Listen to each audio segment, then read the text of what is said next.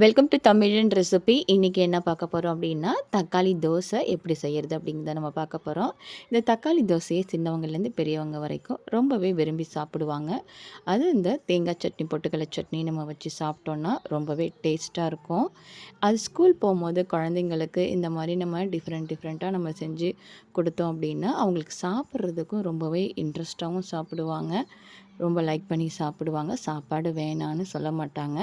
உங்கள் வீட்டில் இது மாதிரி சாப்பாடுலாம் வேணாம் அப்படின்ட்டு சொன்னாங்கன்னா, இந்த மாதிரி டிஃப்ரெண்ட்டாக செஞ்சு கொடுங்க. கண்டிப்பாக உங்கள் குழந்தைங்க பெரியவங்களாக இருந்தாலும் நல்லாவே சாப்பிடுவாங்க. எப்படி செய்யலாம் அப்படிங்கிறத நம்ம பார்க்கலாம். இது ரொம்பவே ஈஸியாகவும் இருக்கும், சிம்பிளாகவும் இருக்கும். ரொம்பலாம் டைம்லாம் நமக்கு தேவை கிடையாது. ஈஸியாக நம்ம செய்யலாம். நம்ம சேனலை சப்ஸ்கிரைப் பண்ணாதவங்க சப்ஸ்கிரைப் பண்ணிக்கோங்க.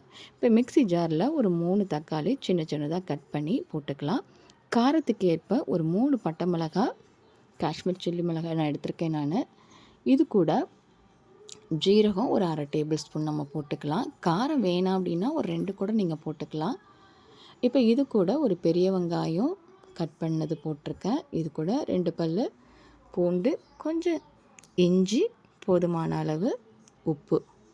இது எல்லாத்தையும் நம்ம என்ன பண்ண போகிறோம் அப்படின்னா, மிக்ஸி ஜாரில் நல்லா நைஸாக அரைச்சி எடுத்துக்கலாம்.